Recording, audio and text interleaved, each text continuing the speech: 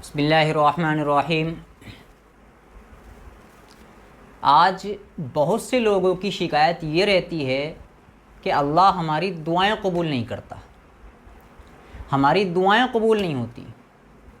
آج میں آپ لوگوں کو حدیث کی روشنی میں سب سے بڑی وجہ بتانے جا رہا ہوں جس کی وجہ سے آج ہم لوگوں کی دعائیں قبول نہیں ہوتی۔ حضرت اماں عائشہ کا بیان ہے کہ ایک مرتبہ حضور صلی اللہ علیہ وسلم میرے دولت کدے پر تشریف لائیں۔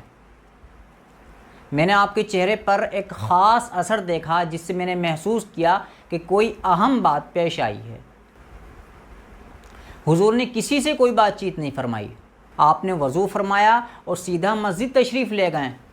اماں عائشہ فرماتی ہیں کہ میں حجرے کی دیوار سے لگ کر کے، مسجد کی دیوار سے لگ کر کے میں کان لگا کر کے کھڑی ہو گئی کہ کوئی اہم بات پیش آئی ہے جس کو میں سنوں گی۔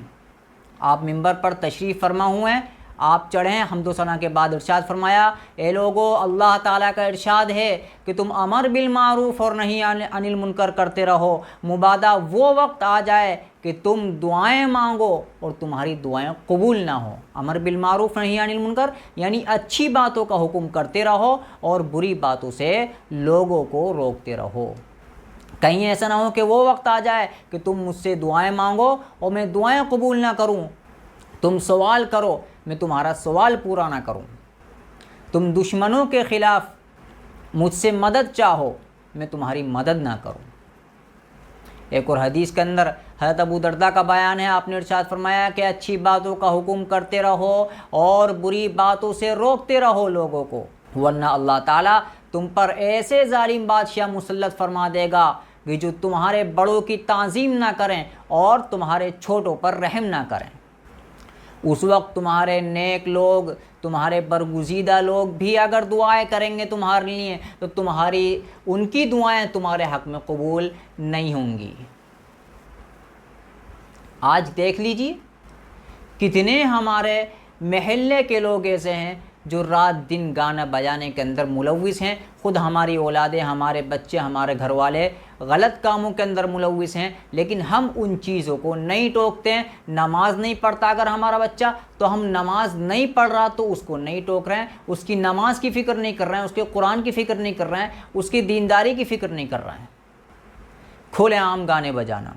اور حیرت تو اس بات پر ہے کہ اگر کوئی مسجد کا امام بھی اگر گانے بجانے کے اوپر بیان کرے تو اس پر بھی اعتراض ہو جایا کرتا ہے۔ آج وہ وقت چل رہا ہے کہ اگر کوئی شخص اس چیز کو روکے تو ہم خود اس کے مخالف بن جایا کرتے ہیں۔ حالت مسلمانوں کی یہاں تک پہنچ چکی ہے کہ کوئی انسان، کوئی امام اگر مسجد کے اندر جمعے کے دن بیان کر دے کہ اگر سود کے خلاف بیان کر دیا تو اس امام کے خلاف سود خور اس کے خلاف ہو جاتا ہے، اور اگر شراب کے خلاف بیان کر دیا تو شرابی اس کے خلاف، بے نمازی کے اوپر بیان کر دیا تو بے نمازی اس کے خلاف۔ اسی طرح سے جو برائی جس انسان کے اندر ہوگی وہ انسان اس انسان کے خلاف ہو جائے گا۔ دیکھیے، ایک ہے دین کا کام کرنا، ایک ہے نہ کرنا۔